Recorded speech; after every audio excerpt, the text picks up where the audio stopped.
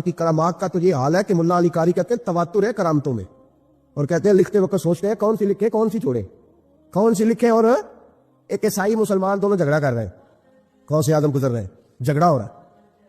عیسائی مسلمان سے کہتا ہے ہمارے نبی صلی اللہ علیہ وسلم نے مردے زندہ کیے، تمہارے نبی نے بھی کو کیا تو بتاؤ۔ مسلمان پڑھا ہوا نہیں تھا، حالانکہ نبی پاک نے بڑے مردے زندہ کیے، پڑھا نہیں تھا، بتا نہ سکا۔ غوث اعظم کے کان میں آواز گئی تو جا کے عیسائی کا بازو پکڑ کے جھنجھوڑا، فرمانے لگے کیا کہا تم نے، میرے مصطفیٰ نے مردے زندہ کیا تو بتاؤ۔ فرمایا تو نبی پاک کی چھوڑ، میں غلاموں کا غلام ہوں، میں غلاموں کا غلام ہوں، مجھے بتا کون سا مردہ زندہ کرنا۔ تو چھوڑ حضور کی بات نہ کر، میں غلاموں کا غلام ہوں، مجھے بتا کون سا مردہ زندہ کرنا ہے۔ پرانی قبر پہ لڑ گیا، کہنے لگا جی اگر نہ ہوا تو غوث اعظم فرمانے لگے جو تو کہے گا وہ میں کروں گا۔ تو کہنے لگے اگر ہو گیا تو غوث اعظم کہنے لگے نہ میرے خانقاہ پہ جھاڑو دینا، نہ میرے برتن مانجنا، نہ میرے گھر کا سودا لانا، اگر زندہ ہو گیا تو بس میرے نبی کا کلمہ پڑھ جانا، بس میرے رسول کا کلمہ پڑھ جانا۔ اللہ اکبر۔ اس نے جو سب سے پرانی قبر تھی نا، وہ کہتا ہے یہ ہمارے دادا نے بھی نہیں دیکھا تھا بندہ کون ہے، اس قبر پہ کھڑا ہو کہنے لگا اس کو زندہ کرے۔ تو غوث اعظم رضی اللہ تعالیٰ عنہ قبر کے سرانے کھڑے ہوئے تو دعا کرنے لگے، کہنے لگے مولا اپنے لیے نہیں تیرے رسول کے لیے۔ پھر فرمایا قم باذن اللہ، اٹھ اللہ کے حکم کے ساتھ۔ ایک عورت کلمہ پڑھتی ہوئی کھڑی ہو گئی، اور کھڑی ہو کے اس نے پہلا جملہ کہا تو کمال کر دی، کہنے لگی میرے نصیب دیکھو، میں بنی اسرائیل کی تھی، عبد القادر تیرے صدقے جاؤں، تو نے مجھے کھڑا کیا ہے تو اللہ نے مجھے مصطفیٰ کا کلمہ پڑھنے کی توفیق دے دی، تیرے قربان جاؤ عبد القادر، تیری کیا بات ہے۔ اب وہ بندہ دوڑ دوڑ کے غوث اعظم کے قدموں میں آیا، فرمانے لگے نا کلمہ میرے مصطفیٰ کا پڑھنا ہے، حضور کا غلام بننا ہے۔ او بھائیو، حضرت شیخ عبد القادر جیلانی، حضور غوث اعظم رضی اللہ تعالیٰ عنہ، معمولی بات نہ سمجھنا، حضور غوث اعظم رضی اللہ تعالیٰ عنہ فرماتے ہیں میں قدم نہ لگاؤں تو اللہ ولایت ہی نہ دے۔ اس زمانے میں بھی کچھ لوگ تھے جو کہتے تھے نہیں جی نہیں، کوئی پڑھ کے پھونکتا ہے، یہ نہیں کوئی مسئلہ ہے۔ ایک شیخ یحییٰ بن نجات تھے، صرف نحو کے امام تھے، تو وہ بھی کہنے لگے اپنے ایک شاگرد تھے کہ تیرا پیر کیا سگاتا ہے لوگوں کو اتنی دنیا جاتی ہے، تو وہ مرید تھے نا، شاگرد ان کے تھے، کہنے لگے کوئی نہیں حضرت صاحب، یہ کون سا مشکل مسئلہ، میرے ساتھ چلیں، چل کے دیکھ لیں۔ تو وجہ میرا محبوب نہیں دکھتا جنوں ویکھ کے چن شرماوے، ہاں نا چل دیکھ لیتے ہیں، آ جا۔ تو شیخ کہتے میں پہلے دن گیا تھا میں چہرے پہ کپڑا ڈال کے، کوئی دیکھے نہ کتنا بڑا مفتی بھی کسی کی تقریر سنتا۔ امام راضی کہتے ہیں علم بھی حجاب بن جاتا ہے، نہیں تربیت نہیں ہونے دیتا، بندہ کہتا میں پڑھا لکھا ہی بڑا اڑ جاتا۔ شیخ یحییٰ کہتے ہیں میں چہرے پہ کپڑا ڈال کے گیا، پر جب غوث پاک کی محفل میں بیٹھا، رب رسول کی بات سنی، یوں لگا کہ ساری باتیں میری کر رہی، یہ میری تربیت ہو رہی ہے۔ پھر کپڑا آہستہ آہستہ سرکنے لگا، پھر میرے دل میں ایک دفعہ خیال آیا کہ لوگ دیکھ لیں گے کہ اتنا بڑا ہو کے تو بھی تقریر سنتا۔ پھر میں نے کہا جس نے دیکھنا ہے دیکھے، اب ٹھیک ہو گیا، غلامی کر لی تو کر لی، اعظم یہاں تے لائیے ہی نہ، تجھے لائیے تھے پھر توڑ نبھائیے، دیکھنا جس نے وہ دیکھے۔ حضرت غوث اعظم رضی اللہ تعالیٰ عنہ کی محفل میں بیٹھا کہتے میں نے عجیب نظارہ دیکھا، غوث پاک کی تقریر ختم ہوئی تو ادھر سے 5 بندے کھڑے ہوئے، حضور چور تھے اور آپ کی بات نے دل صاف کر دیا، آج کے بعد پکی توبہ کرتے، محنت کر کے لوگوں کا مال بھی واپس کریں گے۔ پھر 10 ادھر سے کھڑے ہوئے، حضور بڑا لوگوں کو لوٹا ستایا، آبرو ریزی کی، آج ہم امیر ہو کے غریبوں کے پیر پکڑیں گے جا کے۔ 10 وہاں سے کھڑے ہوئے، حضور ہماری ماں روتی رہی پر ہم نے سنا نہیں، اور آپ کے قربان جائیں جو آج آپ نے رنگ بھرا ہے نا، آج انشاءاللہ تب تک نہیں سوئیں گے جب تک اماں دعا نہ کرے، جب تک راضی نہ ہو جائے۔ جب یہ رنگ دیکھا نا شیخ یحییٰ کہتے ہیں میں تو پھر بدل گیا۔ ہماری محفلوں میں نوٹ گنے جاتے ہیں، نوٹ، اور 3 بندے ہوتے ہیں نوٹ گننے والے، اور شرم آتی، یہ سٹیٹس ہے کہ اب غوث پاک کی محفل میں گنا جاتا تھا کتنے لوگ توبہ کرتے، دھاگا میں لے گیا، چادر میں نے اوڑھ لی، اور جب محفل ختم ہوئی تو میں حضور غوث اعظم کے قریب ہی ممبر کے بیٹھا تھا، 5 بندے کھڑے ہوئے، آج توبہ کرتے ہیں، میں نے 5 گرہیں لگائیں، بعد میں گن لوں گا، یہ طریقہ تھا اس دور میں گننے کا، گرہ لگا لو، گانڈ لگا لو، کہتے ہیں 5 لگائیں، پھر 6 کھڑے ہوئے، جلدی سے 6 لگائیں، پھر 7 کھڑے ہوئے توبہ کرنے والے، یا تو 6 7 میں لگاتا رہا، پھر 20 25 40 پھر 50 پھر 100 کھڑا ہونے لگا۔ اب میرے لیے گرے لگانی مشکل ہو گئی، میں کبھی بندے گنوں، کبھی غوث پاک کو دیکھوں، کبھی دھاگا دیکھوں۔ جب میں پوری طرح الجھ گیا نا تو حضور غوث اعظم نے کرم کی نظر ڈالی اور فرمانے لگے یحییٰ یار تو نے عجیب کام شروع کیا ہے، میں دلوں کی گرے کھولتا جاتا ہوں، تو لگاتا جاتا ہے، میں یہاں گرے کھول رہا ہوں اور تو لگا رہا ہے، اور پھر بھی اپنی کرامت نہیں بنائی۔ فرمانے لگے یہ میری وجہ سے توبہ نہیں کر رہے، یہ خدا کے فضل سے کر رہے۔ اور فرمایا یحییٰ خدا کا فضل گنا نہیں جا سکتا، وہ شمار نہیں کیا جا سکتا۔ 5000 یہودی اور عیسائی، غوث اعظم فرماتے ہیں وہ ہیں جنہیں میں جانتا ہوں جو میرے ہاتھ پہ کلمہ پڑھ کے مسلمان ہیں۔ آپ آج کروڑوں کی آبادی میں رہتے ہیں، اس لیے 5000 کو چھوٹا سمجھتے، اور جہاں آبادی کل 25000 ہو، اور اس علاقے میں یہودی عیسائی ہو ہی اتنے، اور وہ سارے آ کے غوث پاک کے ہاتھ پہ کلمہ پڑھ جائیں، پھر آپ اندازہ فرمائیں کہ حال کیا ہوگا۔ اور جنہوں نے توبہ کری وہ تو لاکھوں میں گنے نہیں جا سکتے۔ پتہ کیا ہے، ہم لوگوں نے نا دین کو اس کے مزاج کے مطابق سمجھنا ہے، پھر ہمیں دین فائدہ دے گا۔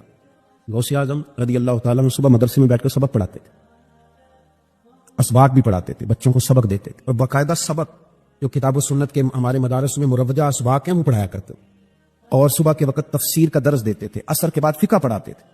آپ یہ دیکھو یار، ایک بات اچھی طرح سمجھنا، ایک صوفی صاحب تربیت کر رہے ہیں اپنے لفظوں کے ساتھ، اس تربیت میں زیادہ اثر ہوگا کہ اگر وہ قرآن پاک کی آیت پڑھ کے تربیت کرے گے تو اس میں زیادہ اثر ہوگا۔ لوگ سمجھتے نہیں بات کو، کہتے ہیں کہ وہ حضرت کی باتیں سن کے آئے ہوں۔ او بھائی، حضرت اگر درس قرآن دیں گے تو وہ نکلے گا حضرت کے منہ سے، پر پیغام اللہ رسول کا ہوگا۔ وہ تربیت اس رنگ میں کریں۔ اگر وہ درس حدیث دیں گے تو وہ سمجھائیں گے ہمیں ہی، اور پیچھے جو بات ہوگی وہ مدینے والے رسول کی ہوگی۔ یہ ہمارے بزرگوں نے، اس کو آپ سمجھ لیں، یہ تربیت قرآن و سنت ہے۔ ہم اللہ والے کے پاس جب جاتے ہیں تو وہ ہمیں ہماری سوچ کے مطابق قرآن و سنت کی، ہماری عقل کے مطابق تشریح کر کے ہمارے دل میں اتار دیتا ہے۔ اتنا سا مسئلہ ہے۔ اب غوث پاک سبق بھی پڑھاتے، درس بھی دیتے، ہفتے میں 3 تقریریں کرتے، اتوار والے دن صبح، جمعے والے دن صبح اور منگل والے دن رات کو 3 تقریریں۔ یہ جو مقصد ہوتا ہے نا، مقصد یہ بڑے امتحان لیتا ہے۔ غوث پاک کا زمانہ، فقدان سہولیات کا، اور مقصد کی لگن یہ کہ 70,000 بندہ آ گیا تقریر سننے، اور یہ کہ لوگ آئے ہیں مہینوں کا سفر کر کے، کوئی گھوڑے پہ، کوئی اونٹ پہ، کوئی خچر پہ، کہ غوث پاک سے بات سنیں گے، اللہ دل صاف کرے گا۔ تقریر بھی تیار تھی اور اپنے بیٹے کا جنازہ بھی تیار تھا۔ یہ سونا ہی میرے دکھ وچ راسی، کسی نے کان میں کہا حضور جنازہ وہی ٹائم ہے، تیاری ہو گئی، اور وہی محفل کا ٹائم ہے، تو تھوڑا وقت نہ تبدیل کر لیں۔ تو غوث اعظم فرمانے لگے میرا رب کریم جانتا ہے نا کہ یہ وقت لوگوں کے آنے کا، تو اگر بیٹے کے لیے جناب اسرائیل کو بھیجا ہے تو جس بات میں اللہ راضی ہے میں بھی راضی ہوں۔ حضور کریں گے کیا؟ فرمایا جنازہ تیار لے کے کر کے محفل میں آ جانا، میں 4 تکبیریں پڑھ کے پتر کا جنازہ پڑھا دوں گا، تم میرا بیٹا رب رسول کے حوالے کرنا، اور میں بیٹھ کے لوگوں کو اللہ رسول کا دین سکھاؤں۔ یہ لگن ہے مقصد کی، یہ درد ہے۔ اس درد میں لپیٹ کر جب لوگوں کو دین پڑھایا جاتا ہے نا، تو پھر وہ تقریریں نہیں ہوتی، پھر وہ دین روحوں تک اتر جاتا ہے۔ اس درد کے اندر جب لپیٹ کر حضور غوث پاک نے یعنی ممبر سے اترے اور بیٹے کا جنازہ پڑھایا، پھر ممبر پہ بیٹھ، پھر رسول اللہ کا دین اور زندگی ساری دین پڑھا، اور ساری زندگی پیغام دی، اور اللہ کے بندوں سے پیار کیا، رب کریم کے بندوں سے محبت کی۔ غوث اعظم رضی اللہ تعالیٰ عنہ کشتی جہاں چلتی تھی نا دجلہ کے کنارے، وہاں کھڑے تھے، تو ایک غریب آدمی رو رہا تھا، تو غوث اعظم رضی اللہ تعالیٰ نے اسے بلا کے کہا کیوں روتے ہو؟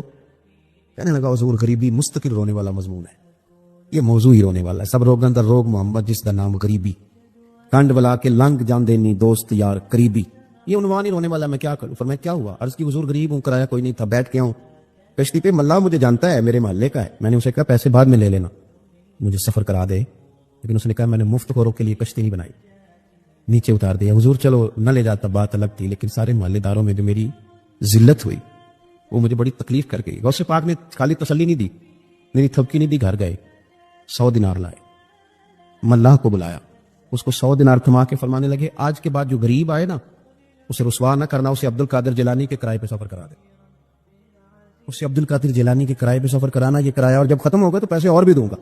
لوگوں سے پیار کیا، اللہ کے بندوں سے محبت فرمایا، آنے والوں کا خیال رکھ۔ اب ایک مسئلہ ہے بدگمانیوں کا، اس کا علاج کوئی نہیں، بدگمانیوں کا کوئی علاج نہیں۔ کچھ لوگوں کو اس دور میں بھی بدگمانیاں تھیں کہ دیکھو اتنے سارے جناب تحفے تحائف اور فلانی شہر، لوگوں کو تحفے آتے نظر آتے ہیں، واپس جاتے نظر نہیں آتے، لوگوں کو آتے نظر آتے ہیں پر واپس جاتے نظر، بڑا بڑا مسئلہ ہوتا ہے۔ آپ کو ہر چیز کا حساب کتاب دینا پڑتا ہے اور آپ بڑی مشکل میں آ جاتے۔ غوث پاک نے نا 100 گھوڑے، ملا علی قاری نے لکھا 100 گھوڑے غوث پاک نے اکٹھے خرید لیے، خریدے بھی ذرا عربی نسل کے۔ ترجمہ کرا اج تک کی بنتا ہے اس گل کا، یعنی 1.25 کروڑ والی پجارو تے وہ بھی 100، بڑی مشکل میں نہیں آ جاتے دیکھنے والے۔ دسو مولوی صاحب دا کی کام ہے، اینیاں گڈیاں وہ کٹھیاں وہ ہے گل۔ تو غوث پاک نے 100 گھوڑے کٹھے، یہاں ایک روایت ہے کہ 50 گھوڑے عربی نسل کے مہنگے، اس دور میں وہی عربی نسل کے گھوڑے کمانا وہی تھا جو آج آپ کے یہاں نا لینڈ کروزر کمانا۔ ایک غوث پاک کا مرید تھا، تو ایک شخص سے کہنے لگا چل میں تجھے اپنے پیر صاحب سے ملا کے لاؤں، ملا علی قاری نے اس کو لکھا ہے، تو وہ کہنے لگے میں نہیں جاتا پیروں کے پاس۔ اس نے کہا چل تو صحیح، وہ لے آیا۔ پہلے دن داخل ہوئے تو غوث پاک کے استقبال میں 50 گھوڑے بندے ہوئے۔ پہلا ہی شکوا، کہنے لگا یار غصہ نہ کرنا، یہی ہوتی ہے نا باتیں، شاید بھی یہی ہوتی، غصہ نہ کرنا، ویسے ایک گھوڑے سے بھی کام چل ہی سکتا ہے۔ آپ کو پتا ہے نا بڑا بڑا لوگوں کو یاد آتا ہے غریبوں کی بچیاں اور فلانی شے اور غریب اور یہ بڑی بڑی چیزیں یاد آ، اس کو بھی یاد آ، غصہ نہ کرنا۔ میں اب اس بیچارے کے پاس جواب بھی کوئی نہیں تھا کہ حضرت صاحب بات تو ٹھیک ہی ہے، لیکن جب آپ کسی کے ہاتھ پہ بیعت کر لیتے ہیں نا پھر آپ کا ان کہانیوں میں الجھنا بنتا نہیں۔ پھر آگے تو باتیں پہلے کی تھی نا، سوچتے پہلے تو بات ہو گئی، اب تو عمل کرنا ہے۔ تو ہوتے ہیں کچھ کچے بندے بھی جو سارے دن سیدھے سیدھے ہونے میں ٹائم گزار دیتے، اور جب تک پکے ہوتے ہیں تب تک کام ہی کھڑا ختم ہو جاتا ہے۔ غوث پاک کا وہ مرید کہنے لگا یار بات تو تیری ٹھیک ہے، پر چلو میں پتہ کروں گا 50 کیوں ہیں. آئے ملے, لیکن وہ روز تنگ کرتا وہ بندہ. پھر پوچھا پیر صاحب سے 50 گھوڑے کیوں رکھے. پھر پوچھا پیر صاحب سے. یہ اس شخص نے لکھا جنہوں نے مشکات کی شرح بھی لکھی ہے. میں صوفی درویش کی بات نہیں کر رہا, ایک محدث کی بات کر رہا ہوں جنہوں نے بات لکھی ہے.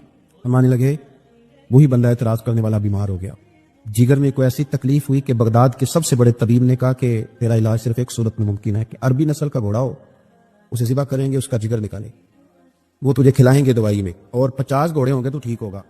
اب مسئلہ جب یہاں تک پہنچ گیا تو مرتا کیا نہ کرتا. پھر اپنے سنگی سے کہنے لگا چل پیر صاحب کے پاس. انہوں نے کہا میں نہیں ہوں جانا. اس نے کہا نہیں تیری مہربانی, تو کوئی کسی اور چیز پہ بھی اللہ کا واسطہ. وہ مانے گے نہیں. اس نے کہا پیر پکڑوں گا, میں منت کروں گا, میں خدا رسول کے واسطے دوں, ایک دفعہ چل ورنہ مر جاؤں.